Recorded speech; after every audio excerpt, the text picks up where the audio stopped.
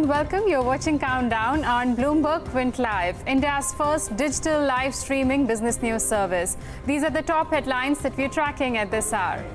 Markets recover from the day's lows after seeing the biggest intraday fall since demonetization.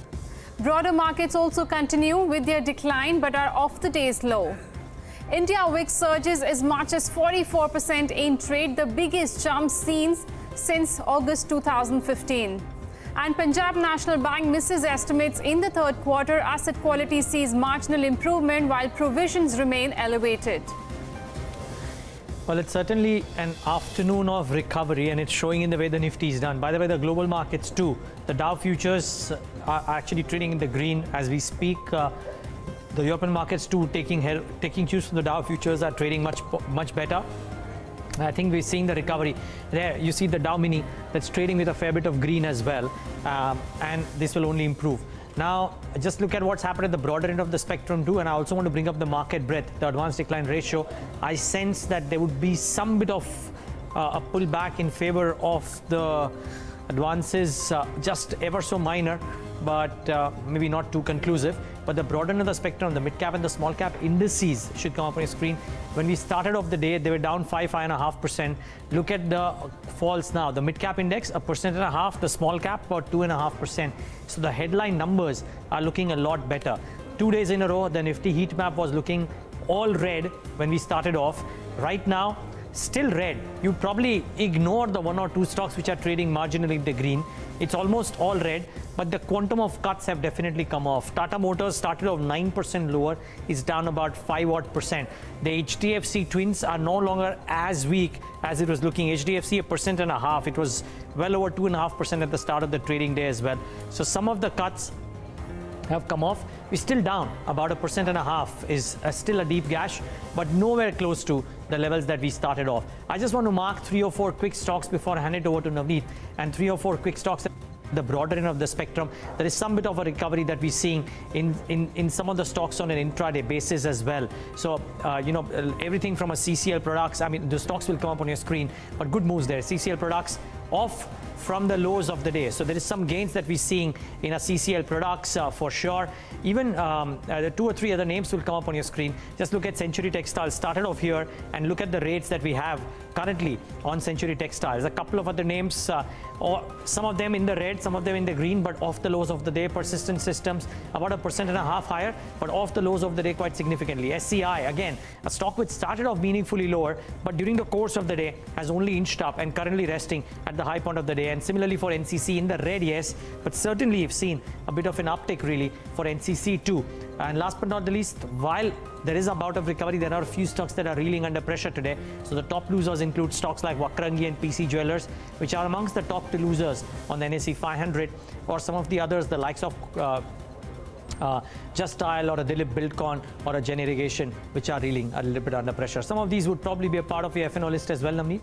Jain Irrigation is featuring in my list today, but as Neeraj was highlighting that there has been a recovery which has just come in the last half an hour. Remember, this is the second recovery that we're seeing in the intraday session, but if you look at the levels now, we are trading above the mark of 10,400, so definitely there's a recovery, but I don't know if the template for this market is changing, and even if you look at the data points, they would have changed from the last half an hour data that we were witnessing, but this has been a sharp recovery. Let's just pull up the futures and see if there is any sort of build up, because last one I checked, the open interest was up nearly 6%, so it's still around the same levels. Pull up the Bank Nifty futures, that had seen a massive build up of almost 10 to 11%. Remember, yesterday Bank Nifty futures saw some short build up, so today also it's up nearly 11%. Well, recovery is definitely inside, but if you look at the volatility index, it was up as much as 44% at one point of time, but still it is at elevated levels. It has come off the mark of 20, but 23% higher on a single day. Definitely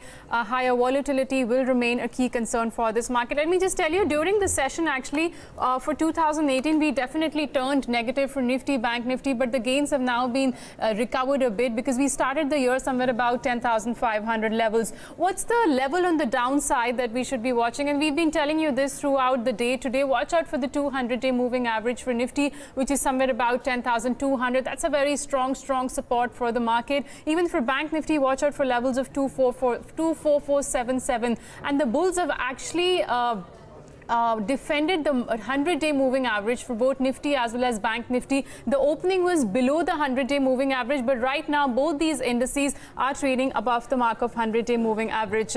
Let's just look at the option strikes. We've seen heavy amount of call writing that has come into the system for strikes, 10,400, 500, 600. But the kind of recovery that we've seen, there's been a mild bit of intraday unwinding also that you'll see for these strikes. On the put side, the put writers have been running for cover, not just today, in the last 3 sessions at least. 10,500, 600, 700 are the strikes where massive unwinding has been seen. And talking about the stock futures, well, in today's session, there was a time when there were only 1 or 2 stocks which were trading in the green when you look at the F&O securities. But now we've seen good amount of stocks turning into the green. But one stock which was holding about was Mindtree. That was doing pretty well. In fact, that snapped the 3-day fall.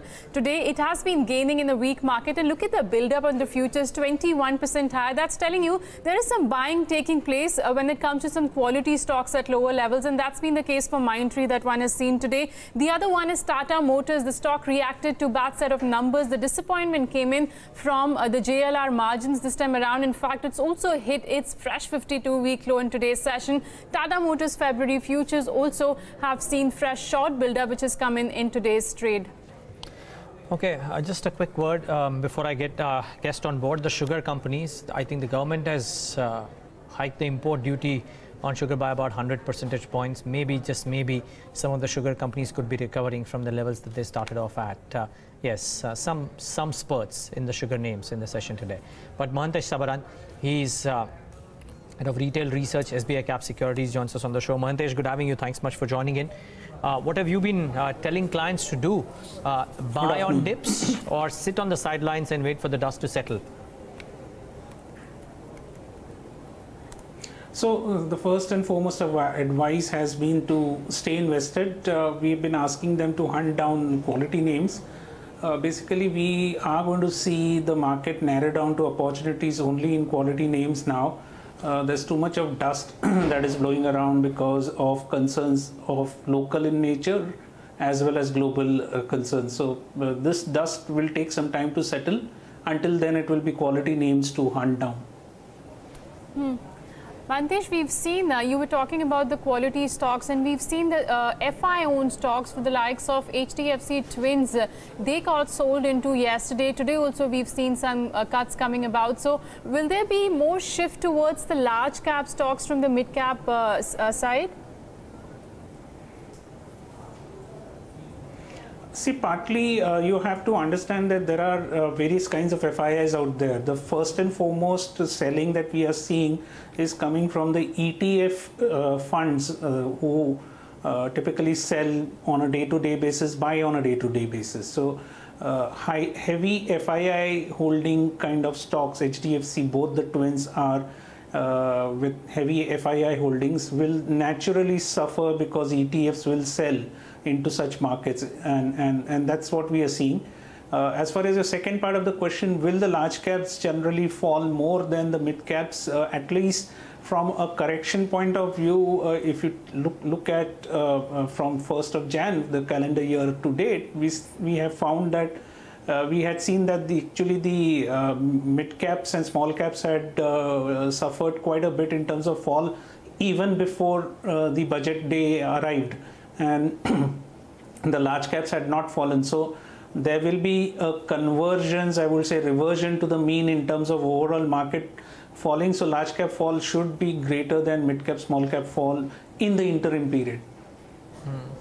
Some of the large caps that have fallen already, Mahantesh, and wonder what should an average investor do there? What will you be doing or telling your clients? Now, you know, stocks like Bajaj Finance, for example, which have come off quite rapidly from the levels that they were trading at, but the common thesis seems to be that 2018 could well be a year of private banks and banks as opposed to NBFCs, and therefore NBFCs may not have a great 2018.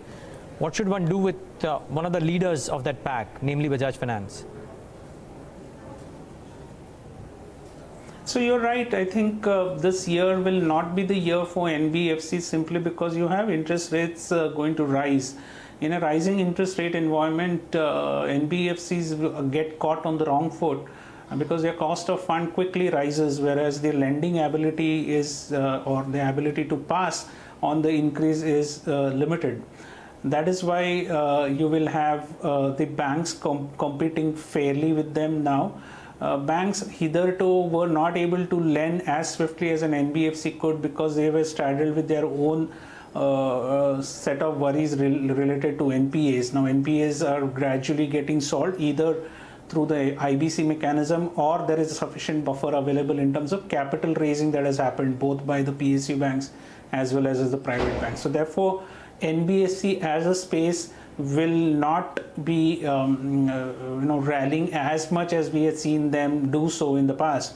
But one should be careful here and one should take note of the fact that there are still a few NBFCs who unnecessarily fell because of demonetization effects and some other local issues, and they can be bought into. So there is a Canfin Home, for example, is an example. There is Repco Home, that is another example where we have outstanding calls.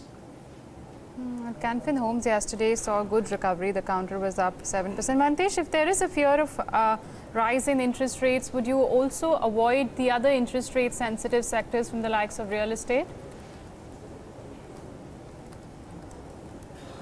See, real estate was never really on our radar, except that we used to look at only few specific names who are getting into low-cost housings, and there were some few picks that we used to highlight from time to time. But as a sector, if you look at the large cap real estate names, they were never on the radar. So irrespective of whether interest rates rise or fall, I don't think that's a sector one should be chasing after. You have the others, actually interest rate sensitive sectors like highly indebted companies. Typically you will find them in infrastructure space. You will have interest rate sensitive sectors in the consumer durables, because a lot of consumer durables get sold on small ticket loans. Probably those will get affected. All right, Mahantesh, stay with us while we just do a check of the markets. Yatin is going to join us with the list of the stocks that have managed to survive this sell-off that we've seen in the past 5 days. Yatin, over to you. A couple of stocks that we need to keep an eye on. Of course, the market has been quite volatile. And if you look at the Nifty 50 index and how the stocks have shaped up in the last 5 days or so, Eicher Motors, Bharti group stocks, which is Bharti Infratel, Bharti Airtel, Bosch, these are all the stocks which have marginally gained in the last 5 days. Whereas if you look at the list of the losers, it is quite big. In fact, if you look at Indiabulls Housing, ONGC, Tata Steel, a couple of these pharmaceutical stocks and banking stocks like SBI, Axis Bank, Lupin from the Pharma Pack, Cipla from the Pharma Pack, all these stocks are down anywhere between 7 to 10% in the last 5 days. So clearly the pain in the large cap is quite decent. Cannot ignore that. Most of the stocks, if you look at it, only 6 stocks out of the 50 stocks are there in the red. So clearly the breadth is also not that great when you compare it over the last 5-day period. Nifty Bank, all of the stocks are in the red. In fact, if you look at the 5-day change of the Nifty Bank is 6%. Of course, it went up as high as 8% down on an intraday basis. Some bit of recovery is seen there in the last 45 minutes of trade. But if you look at the list here also, and the worst impacted are the PSU banks. So look at Canara Bank, PNB, SBI. All of these stocks are down anywhere between 8 to 10%. And of course, we have the private sector bank, which have slightly outperformed. So IndusInd Bank, Yes Bank, down 4 to 5%. So the private sector bank have not seen very large corrections, but yes, the PSU banks, most of them have seen double-digit corrections in the last 5 trading sessions or so. And if you look at the list of stocks which are hitting the 52-week low, we have a whole host of stocks like IDFC Limited in the private pack, Syndicate Bank, IOB, Indian Overseas Bank, Central Bank of India. All of these stocks are at 52-week lows. So clearly that PSU stock segment or that particular sector has been worst impacted. They saw some pullback few months back when the recapitalization plan was announced. but currently we have all of these stocks which are trading at 52-week high. Not also forgetting the private sector names like SRE Infrastructure, Aditya Birla Capital. All of these stocks are down. Dena Bank, UCO Bank, Central Bank, Syndicate Bank, Corporation Bank, and the list is quite long when it comes to the PSU banks hitting 52-week lows. So no respite there as well. So on an overall basis, the survivors list is quite small. But the kind of underperformance that we have seen in the PSU banking space as well as some metal names after the run-up is quite big. Well, thanks a lot for that. I'm not surprised to see that clutch of PSU names out there, despite a lot of other factors working in the favor of the government. And Yatin, thanks for that list of names as well. In fact, there hardly anything which is at a 52-week high, to be honest, today, but for Polaris. But the list of names at a 52-week low is long and fairly high. Are PSU banks out of the shopping list completely, Mahantesh? No, not necessarily. I think the reaction to the PSU banks is directly linked to the way bond yields have risen. Remember, most of the PSU banks have large investments on their balance sheet into bonds, and they naturally get affected because of hardening of yields. That's the effect that we are seeing as far as the banks is concerned. But then please remember that when recap happens, the mechanism of the recap is that the PSU banks will subscribe to the recap bonds and they will receive capital in lieu of that from the government, and that will help address either some of these banks have excess liquidity, excess bond holdings, etc. So that will be hopefully addressed. Plus we are also looking at what RBI will do in terms of the bond losses being faced by the banking sector as a whole. In the past, if you recall, such losses were allowed to be written over a period of period of a year or so. If similar such move comes in, probably that will be incrementally better for some of the PSU banks.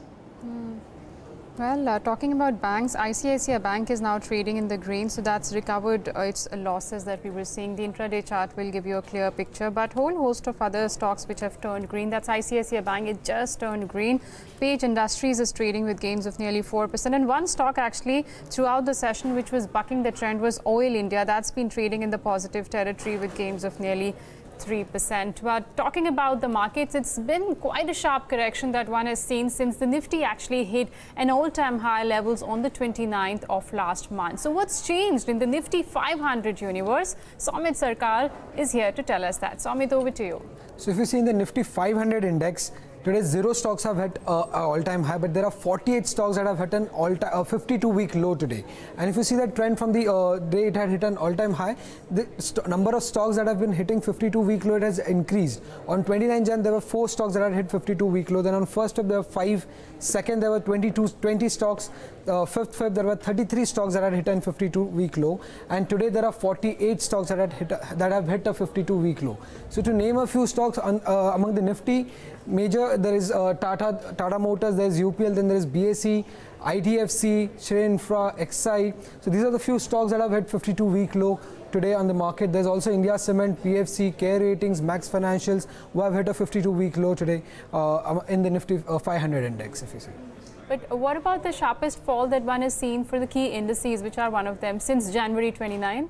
So among the sectoral indices, if you see, it is a Nifty Realty Index which has fallen the most, though it has come off a bit, but still from 29 Jan it is down around 10%. And including today, the stock has fallen for 9 consecutive sessions, and it is its longest falling streak since November 2008. Then there's Nifty Pharma Index, which is down around 7%, Metal Index, which has fallen 6%, also Bank Index, which has fallen 6%. Now Metal Index has been falling for 3 consecutive sessions, while Bank Index for 4 consecutive sessions. There's also Nifty FMCG Index, which is down close to 2.6%. Now if you see among the Nifty 50 Small Cap and Mid Cap Index, the Nifty 50 Index has fallen close to if you get the chart, you can clearly see it here. The Nifty 50 index has fallen close to 5% from Jan 29th, and this major index has been falling for 6 consecutive sessions, and this is its longest falling streak since September 2017. And if you see the mid-cap free float 100 index, it is down close to 8.5%.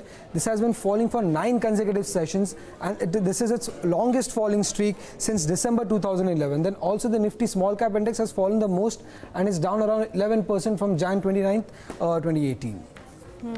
Well, the mid-cap and the small-cap index are also in the red if you look at the 2018 returns. Now, thanks a lot, Swamit, for bringing in all those details.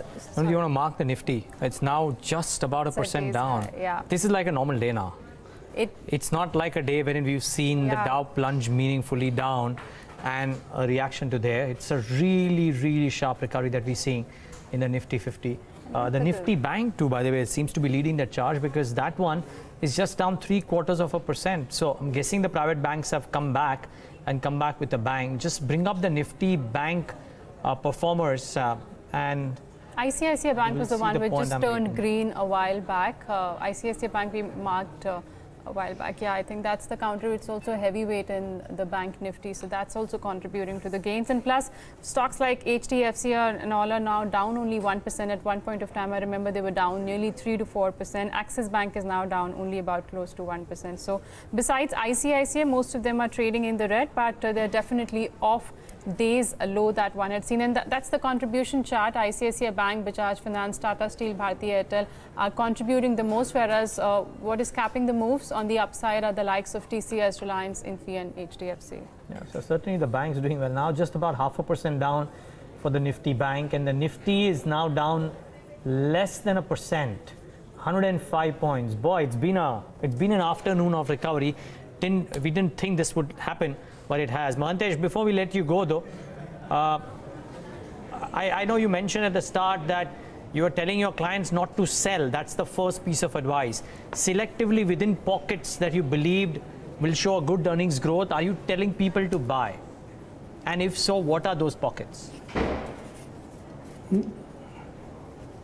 So we, the day the budget came in, actually, despite the LTCG tax coming in and spoiling sentiments, we had still given out a list of some 13 odd stocks to be bought.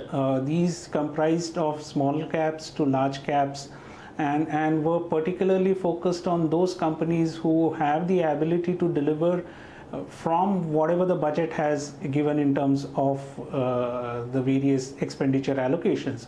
So we had the likes of, for example, the likes of a GAIL, the likes of Ultratech Cement, the likes of a Hero MotoCorp in the large cap space. We had the likes of an Akshar Chemicals to an Apar Industries in a small cap space. Now these were selected because we thought there are certain things in the budget that are going to do well for the sector that they are into, and they will generally remain unaffected from the global happenings, and the stocks that I just named, for example GAIL, will be unaffected by what's happening globally because it's into gas transportation, and gas transportation margins are well protected. It's a domestic issue. Hero MotoCorp, virtually no global sales, exports are very, very small.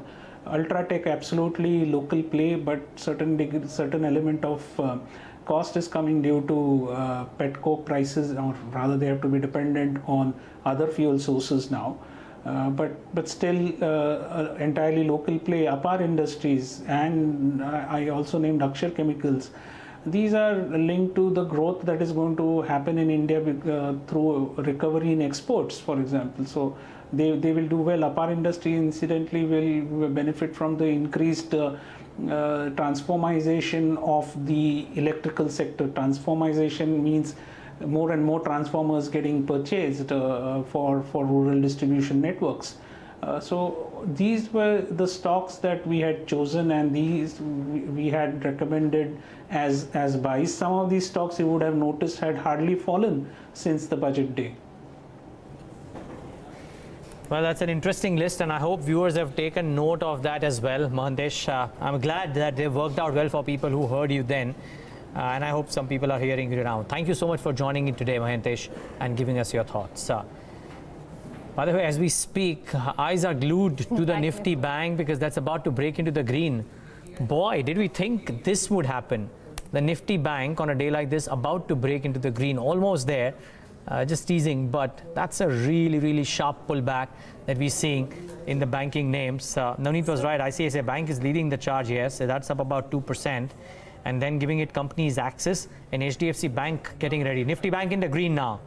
That is some recovery that has happened in the markets today, and I'm using the term markets on purpose because Nifty Bank predominantly has been the key drag or the key puller for the markets. I think the recovery would be to the tune of maybe 1,000 odd points. I think it was down about 3.5 odd % at the start of the trading or somewhere midway through the trading day. It's come back into the green. So that's about 1,000 points. The low was about 25,023. And Neeraj, when we opened today, we had a gap down opening which was below the 50-day moving average and also the 100-day moving average. But now in the last 5 to 10 minutes, I guess, both Nifty and Bank Nifty, both of them have been trading above their 50-day moving average now. So clearly, on a day like this, when we had a gap down opening where all the benchmark indices were down somewhere between 3 to 3.5%, the bulls have defended the 10,500 mark, and quite surprisingly, the 10,500 put so far was sitting with maximum open interest concentration. But what you're seeing on screen today is, or Neeraj, I don't know, it could be the function of the recovery that one has seen for Dow futures. It was down 800 points at one point of day, and now that's been a massive recovery in the global markets as well. But you know, the Dow as well. So if I can just urge my producer, if you can use the Bloomberg terminal and fire the RSI chart on the Nifty and then the Dow as well. This is something that we did on the 1 o'clock show. But you will see that the Nifty thrice in this year has taken big supports at the 100-day moving averages. Today, Navneet is right. We did start off lower, but on a closing basis, I don't think we've closed substantially below that 100-day moving average. That's the chart that I'm looking for, and you can see those two times or three times wherein we touched the 100-day moving average and climbed back. This would probably be not the fourth time wherein the markets have gone down all the way to the 100-day moving average and moved back. And the similar thing with the Dow as well. Dow yesterday, if I can just pull up the Dow Jones index and use the RSI as well, it's the similar pattern. It's dipped down onto the 100-day moving averages once or twice and bounced back from there. Yesterday's fall was one more fall wherein it went down all the way to the 100-day moving average. And if indeed it bounces back today and trades higher than that, that would be a reaffirmation that it's held on to that. Whether it holds on going ahead or no remains to be seen. But from a trading perspective, there's a bit of a move there. You know, we're talking about drawdowns and being bought into. This is probably the biggest drawdown in the last 12 months. In November last year, in our special series Alpha Moguls, Ravi Dharamshi of ValueQuest had spoken about a sharp drawdown, the extent of which, well, remains to be seen, and the fact that volatility would move up. But he had mentioned that this is the kind of fall that people should look to buy into, and the Indian markets will be tracking the global cues. Hear out what he had to say. We've been in a 8-9-year-old bull run. We've seen really low volatility. So there is likely to be a big drawdown sometime in the next 6-12 months. I can't put my finger on it when, what is going to cause it, no idea, but that's going to happen. But the more pertinent question is, should that be looked at? Is that a reason I should be worried right now, or is that something I should be, looking at as an opportunity? Because finally you need to figure out, is that going to be a correction and in which you should be investing, to generate returns over a 3-5 year period. So I am more from the camp that, yeah, there is going to be a drawdown for sure, because we have seen too low a volatility for too long. So, but I think that should be a good opportunity to invest. The genesis of this bull market is global. So, and we are part of a global bull market. It is not like we are rising in isolation. So definitely the pull out of money, if it is going to happen, it will most likely happen globally, and will be part of the correction that happens globally. So we have had tremendous amount of liquidity being pumped in. There are first signs emerging of liquidity abating in US. Yet Japan and Europe still continue to pump in more liquidity. So on the margin, liquidity is abating. So that could be a reason for a correction at some point. But and we'll be part of that. I mean, I have no, if there are local reasons, that can only accentuate the situation. Well, and most market experts believe that the sell-off will continue for some time to come. While their reasoning may be different, most agree that global equities could fall by as much as close to 10% from here, from the current levels. And here are some of the experts of who came on Bloomberg TV today throughout the day.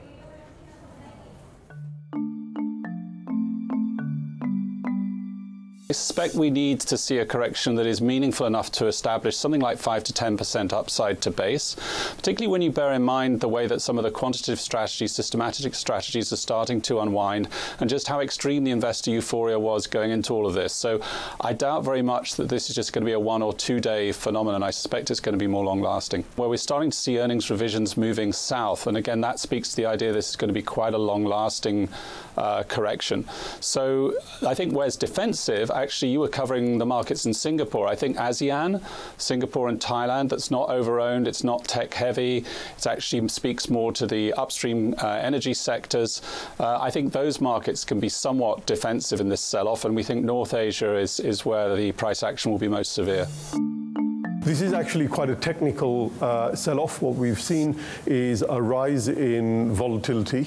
That rise in volatility it's sort of in a way that we've never really seen happening before. It's because there's been a lot of people over the last 5 years sitting there selling volatility for income.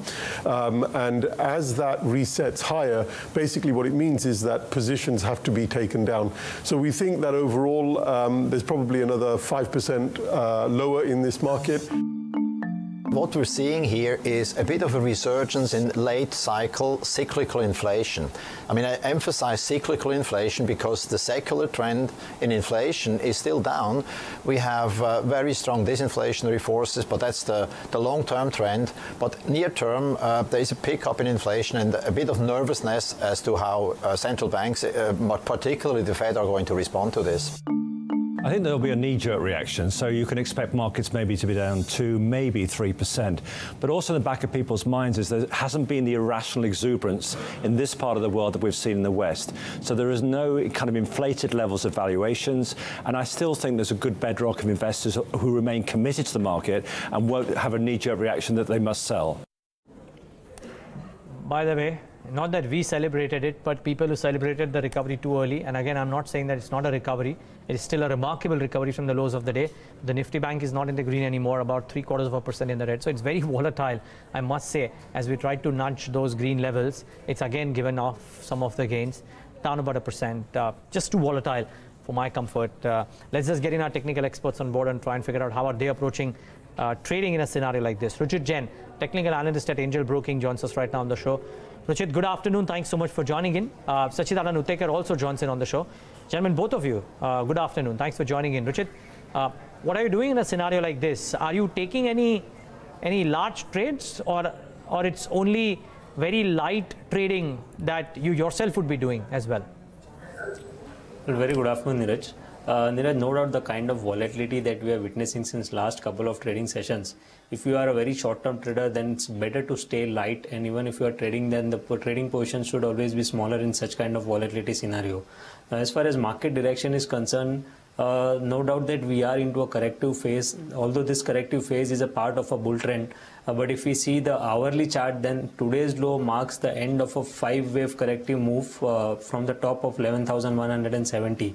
So definitely after a gap down opening, I think that a pullback move was warranted because of this 5-wave decline which we have seen. We are not expecting that the uptrend would be resumption so soon. This has to be a time correction as well, along with the price correction which we are witnessing. So I think maybe this pullback move would get extended up to 10,610 or maximum up to 10,730, where the 200-day moving average on the hourly chart is placed. I think if you are a very short-term trader, then as I said, you need to be light on the positions. And on the higher side, if you get the markets Nifty around 10,700, 10,730 range, that should be used as an opportunity to exit from the long positions, if any. Okay, that's the view on the index. Sacchitanand, you had a sell call on Nifty with the target of 10,300, but I guess your stop loss has been hit. You had given a level of 10,510. Yes, absolutely. In fact, we have been expecting that the markets could spend some time within this particular range of 10,300, 10,500 before making or attempting any particular extended move. So yes, we have been, the momentum that we have seen recently has been quite surprising. In fact, I am of the opinion that markets should get into a consolidation phase first, and then probably we may see again a trending or a directional move setting up. So as of now, yes, the stop has been triggered for this particular trade, but we are of the opinion that the markets could spend some time near this particular zone of around say 10,550, 600 on the higher side, and on the lower side 10,300, 350 could be a base for this particular move. Are you taking any specific stock bets? Sacchitanand, if I can start with you first. Well, the bias is completely positive on some of the large caps, and this is why we have been recommending our clients to venture into large cap names, but not on a very aggressive note, but in a staggered manner.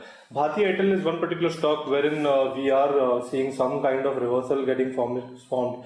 We have an engulfing bullish pattern which occurred yesterday, and we have a follow-through move getting reconfirming this particular pattern. So we are optimistic and we are positive on Bharti. We are expecting a reversal to set to be witnessed soon.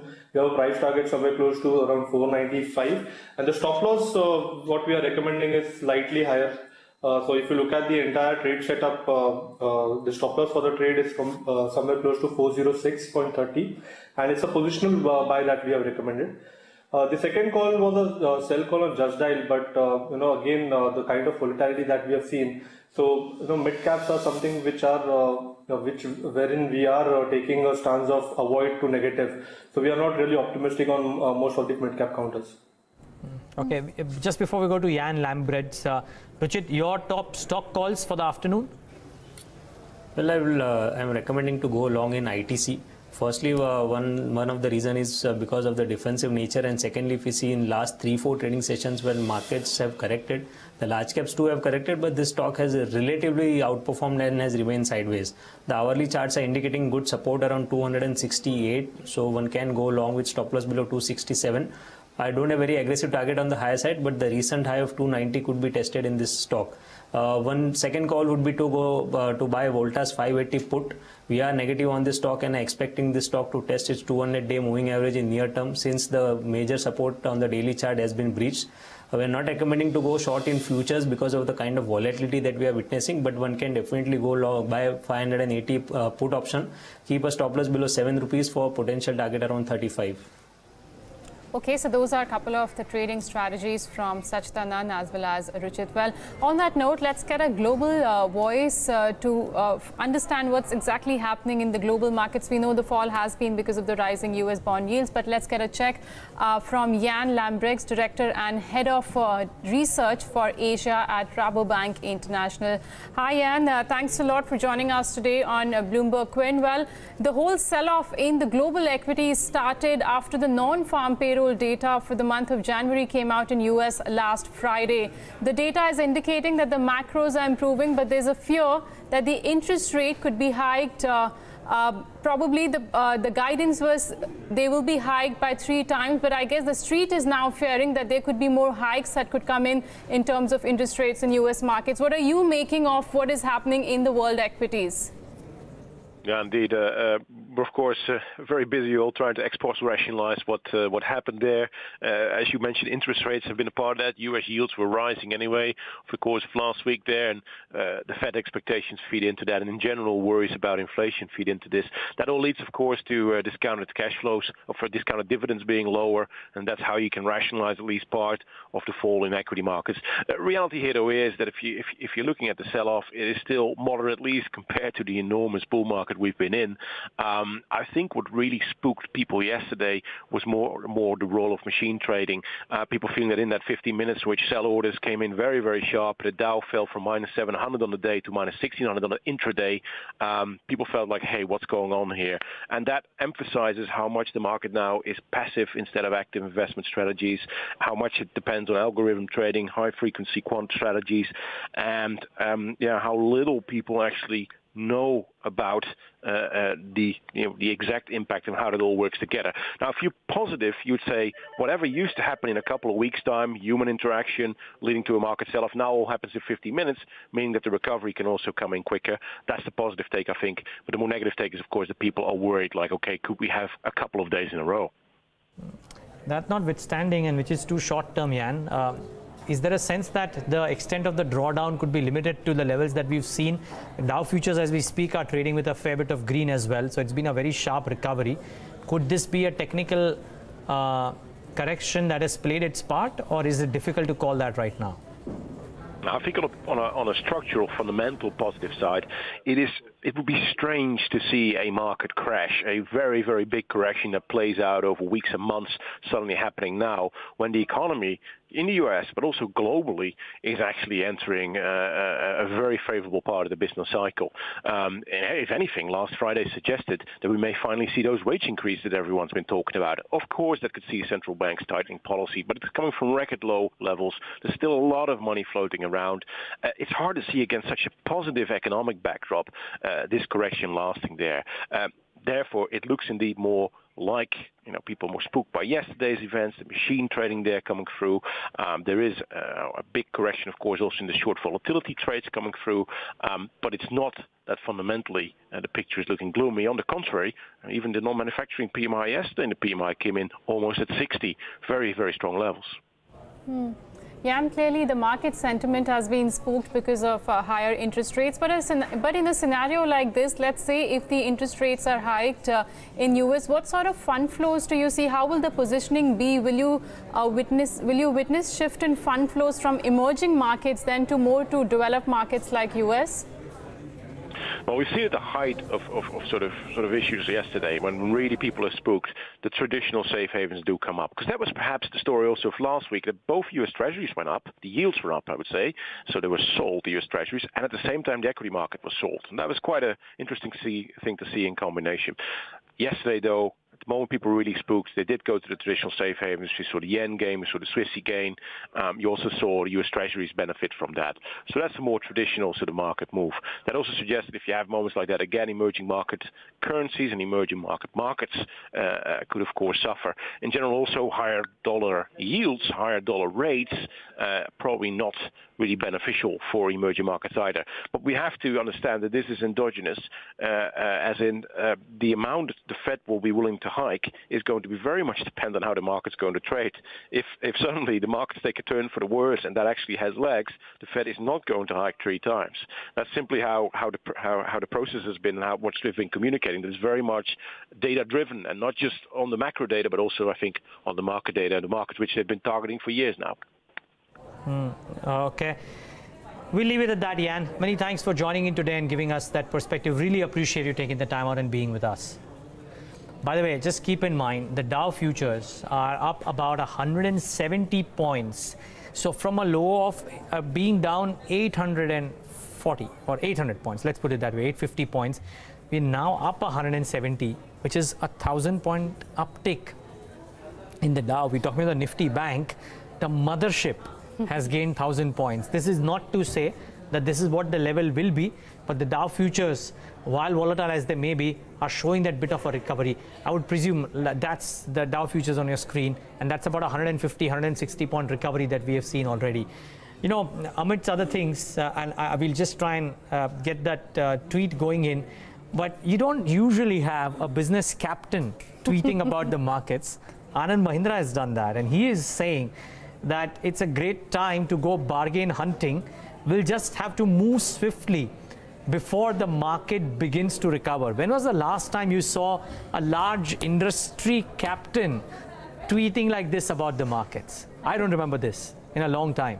For me, I think, Neeraj, it's the first time. So, which speaks volume that the corporate India is still, positive on the growth story that everyone's been talking about for last 1 year. And I think that's been the case from majority of the market experts we have been interacting since morning. They've all said it's a healthy correction considering it was a one-way move. Who would have thought, index would touch 11,000 so quickly? So it's just been a healthy correction so far that one has seen. And let's see what the global equities have in store, because the kind of, Jain made a very pertinent point, Neeraj. He said the fall that one saw was on account of algo trading, which takes place. And let me tell you, in US, more than 50% of the turnover actually comes from the algo trading. So it could be a result of, the levels being hit because there is no manual intervention in algo trading, so to say. Yeah. So I think that was one of the reasons also that you saw such a drastic fall, because we all know the guidance is there. There are going to be 3 hikes in US. We all knew about it. US bond yields were going up. They retreated, yet you saw the biggest single intraday fall that the Dow Jones witnessed yesterday. Yeah, so I think more than one person today, when we were talking to Hiren Ved, he was referring to this as well. But it's only during opportunities like these, right? When you have to be a contrarian. Yeah, at least wherein the pendulum swings much faster than what the fundamentals may be. And I think Hiren Ved made a very pertinent point. Just before we get to Lancelot Dikana, Hiren made a very pertinent point that his conversation with almost all the corporates indicates that managements are very, very confident about earnings growth in 2018, right. And it's not just for India. You would have argued that the thing will be different if India has earnings growth, but US may not, and therefore US markets will come off. But US corporates are also talking about that. So the micro might just come to the rescue this time around. It seems to be a normal day right now. Lancelot Dikana, CIO at ValueX, joins us right now on the show with his thoughts as well. And we'll, of course, continue talking to our technical experts too. Lancelot, thanks so much for joining in. Have you been buying today? Yes. It's been a busy day because, the market recovered probably a bit too soon to be able to really do significant amount of buys. But today has been the day when, one has to keep his checkbook ready, as well as look at all the stocks and levels which one has been wanting to see, and pick up what you can, because I think even if the market had to fall further over the next 2-3 days, it would just become more attractive. The point is, that these falls actually come once in a while, and one should really take advantage and buy good companies, because you are able to get them at reasonably good prices. Lancelot, good afternoon, and thanks a lot for joining us. So what are you buying in this market? Because we've seen a huge recovery from the lower levels. There was a gap down opening, and Nifty has recovered quite sharply from those levels. So you mentioned about the quality stocks. Which are those quality stocks that you were buying today? Well, I did buy some of the Tata Steel, got some UPL, which was, which is also going to do well considering that the budget is good. We looked at some of the stocks, like in the industrial segment, which are auto ancillaries, Schaeffler, so many of these stocks were down quite a bit in the morning and have recovered. Blue Dart was another one which has recovered. Bajaj Finance on the financial side was a good buy in the morning, and there are quite a few stocks which were really low. Edelweiss Financials, which has hit 300, was today at 230.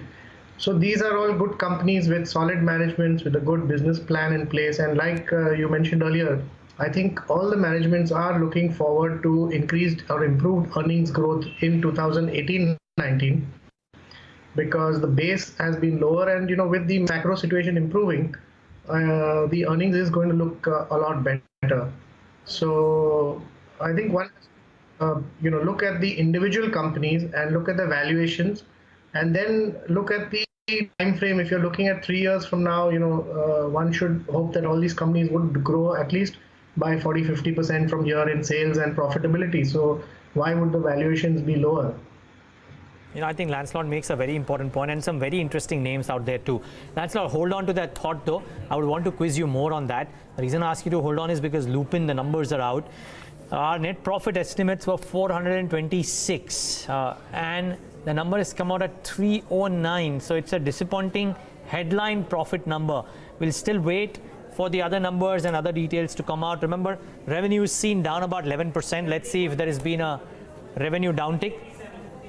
And I think margins have gone off because EBITDA is probably at 687. Our estimates were 841. EBITDA is 687. And operationally, it is a disappointing quarter. I think there is almost 1,000 points, 1,000 basis points shave off in operational parameters, operational margins. That is not a good quarter. Now, whether all of that is in the price remains to be seen. But I have the headline numbers right now. Still waiting for the revenue number to come up on the screen. But I think the revenues too it's have around gone up. 3900. Our estimate was 3969. So revenues are okay. Yeah. But it's the operational picture which is damaged completely, and which is the result, as a result of which the net profit, I think it's down at 309, which would be a fall of over 50%, 55 odd percent to be precise. I know, while we wait for Darshan to come in, Lancelot, just a quick thought here. The stock is already reacting, but it's a beaten down pack coming out with what is arguably a very poor quarter, at least on the operational and the bottom line front, if not the top line. Top line too, I mean, at 3,900, that's a downtick of about 13, 14 odd percent, though scratching the estimates that we had. Well, yes, I think, Lupin was expected to have a weak quarter because almost 45% of its business comes from the US, and the US market had been witnessing extreme price pressure. And this has been known for a couple of quarters. Lupin management in the last quarter as well had informed that they are looking at measures to try and, mitigate the kind of fall in margins by making more in coming out with new specialty drugs, etc. So I think it's not that bad from an expectation perspective, because it wasn't expected to be a very good quarter. And probably the management commentary on the call would be interesting to understand whether things are bottoming out as far as the US is concerned, or do they see the price pressures maybe extend for another 2 to 3 quarters. So that is a key concern. But, in terms of, I think this quarter was expected to be relatively weak. Well, it has definitely turned out to be weak, and just want to highlight the profit numbers we highlighted. Yes, last time was the standalone figure. Actually, the consolidated PAT is at around 220 crore versus 633. So it's way below what the Bloomberg poll was showing about a figure of 426 crore. Let's go across to Darshan Mehta to find out what's led to this sort of degrowth that one has seen in Lupin's numbers. And Darshan, optically, the operating performance this time around has been very weak. Yeah, that is right, and probably it will be the US business. The press release is not out, but if you're looking at the broad line number, the top line has come in line with what we were anticipating. Almost 3975 crores is the top line that they've come in. But operationally, just look at the EBITDA. So it's come in at almost 690 crores versus an estimate of 841 crores.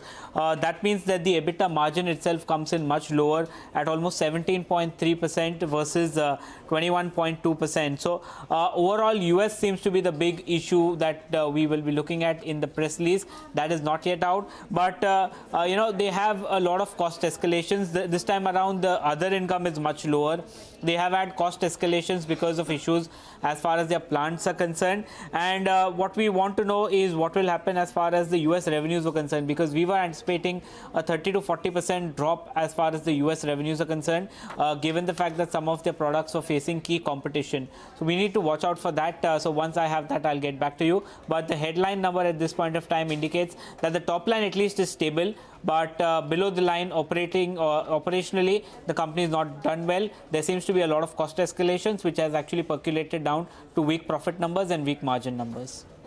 All right, Darshan, thanks a lot for bringing in all those details. We'll get in touch with you again when the breakup comes in terms of how the US market has performed till now. But let's go across to Krishnath Munde, Senior Analyst at Reliance Securities, who joins us on the show now. Mr. Munde, good afternoon. It's a big miss on the bottom line and the operating performance of Lupin this time around. Yeah, see, the top line is just marginally just below the expectation, but on the operating side, it is below our street estimate. That is primarily because of the US sales. We estimated the US sales to decline because of the strong pressure in the two key products, that is Glumate and Potamate, the end of exclusivity in Minastrain. So that is the primary reason, and because of that, the margin, EBITDA margin is down by 450 basis points. On the profit after tax, is primarily because of the weak operating profit, and there's a loss of exclusivity. So that's the reason basically. I don't have the geographical breakup, Mr. Munde, but I guess the expectation was the domestic business would do well this time around. Any details on that front? See, I have not received the press release yet, but the overall fall in the operating profit is primarily because of US business. On India side, we are expecting around 13 to 14% growth in the revenue. This is post recovery in the India business post GST rollout. And what's the house call that you have on the stock of Lupin? Yeah, we have hold recommendation on the stock of 820, but we will revise the confidence. We expect the Lupin's overall US business to remain weak FY18, led by the price erosion in the key products as well as the competition to its metformin franchise and lack of new launches, which will lead to overall drop in the revenue as well as profitability. And currently, the company has pending a warning letter on its two important plants, that is Goa and Pithampur Unit 2, which contributes around 50% of the total US sales. Because of that, we see further downside risk to the US business, and which will lead to lack of launches as well as face the product concentration risk. So we are having a hold recommendation on the stock with target price of 820. Mr. Munde, before I let you go, I've just got the breakup, the sales mix, geographic sales mix. India business on year-on-year basis has grown 8%, but on sequential basis, there's been a decline. North America has grown about 5%, but on year-on-year basis, North America, the sales are down almost 35%. So the main market, that's the North America. From there, we've seen some bit of degrowth when it comes to the revenue bit. And if you want the number, it's about 1432, which is coming from North America. That's the sales number. Sorry, North American number, what is the number? 1432. Okay. See, so still it is a weak number basically.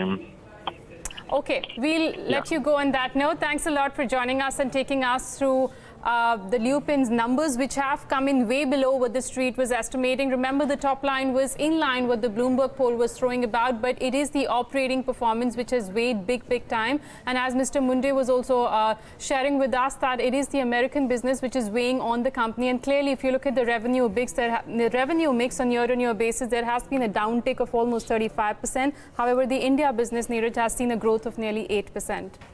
Well, that's Lupin for you, the whole analysis. Stock down about 3.5. The numbers clearly not the best. We'll of course have more details about the Lupin numbers on our website www.bloombergquint.com. So in a bit you will see the complete analysis. If you are indeed an investor or thinking of investing, do read that report first, which will be filed in a short while from now before you take any kind of calls on Lupin. Okay. Let's move on. 3 or 4 stocks that have really shot up in the last few minutes of trade. Maybe get in our technical experts' view there, and then a final thought from Lancelot as well. TVS Sri Chakra has zoomed up in the last 45 minutes of trade. Big move there. Jet Airways is the other one, which has moved up quite strongly, I might add. There is strength in Bajaj Electricals from the lows of the day as well. So good moves on that stock as well. Last but not the least, Equitas Holdings has moved up in the last 45 minutes of trade, and some green out there, so good going for that stock too. Sacchitanand, any of these stocks? Advanced Enzymes has had a really big move, by the way. That one is up almost 10% from the lows of the day. Well, looking at the reward to risk, I think Equitas is something which looks ready for a move. So probably if you look at the support levels, 135 is where it had previously formed a swing, and it has managed to sustain above this particular swing. So I think Equitas is something that can be bought right now. 132 should be the stop loss for the trade on a closing basis, and probably if we see an extension, then the levels around 155 could be seen in a couple of weeks' time. Ruchit, any thoughts on either an advanced enzymes or a Canfin Homes? Advanced enzymes, we have seen that recently the low top, low bottom structure has been a continuation pattern, and also in the up move that which we had seen in the month of January, the 200 DMA had acted as a very strong resistance. So I think there need to be some reversal on the weekly and the monthly charts before doing any kind of bottom fishing in this stock. Rather, from the list that you had just mentioned, I think TVS Sri Chakra that you had just mentioned, I think that stock looks quite attractive if anyone is looking from a medium to long term perspective. The prime reason is that in the weekly charts we have seen a good consolidation since the month of October. So probably within a longer degree uptrend, this is a price correction. This is a time correction which is going on, and the lower end of the time correction is around 3200 to 3300 range. So the downside seems to be very limited. If anyone wants to look this stock from a positional perspective, maybe next 4 to 6 months, then TVS restructure should definitely be bought into. Ruchit, quickly before we slip into that short break, I want to pull up Jamna Auto. Remember, this counter was up 8% yesterday, and every time the market recovers from the lows, you see this counter moving higher. Look at the buying which is coming at lower levels. It's up almost 10% in trade. Wow. How's the chart of Jamna Auto looking, Ruchit? It was up 8% yesterday as well. There is no second thought for this stock. Since March 2014, the stock has shown phenomenal returns on the lower side. The stock was trading around 10 or 12 rupees in March or May 2014. Since then, continuously the stock has moved higher. Every corrective dip in this uptrend has been bought into in this stock. And even if you see the recent past, then the correction which was there from 90 to 65, the volumes are very thin in that corrective move. So stock is moving higher with good volumes and is correcting with low volumes. That's definitely a positive sign. I think if anyone is already holding the stock, they should continue to hold for target maybe 90, which was a recent high, and even beyond those levels. Okay, boy, has Jamna Auto had a good run. You know what, for all those who want to know what to do with some of these as well, we'll dwell upon this with Lancelot, Cunha and Avinash Gorakshakar on the other side of this very quick break. Need to take one. Stay tuned, we'll be back with the last half an hour of trade.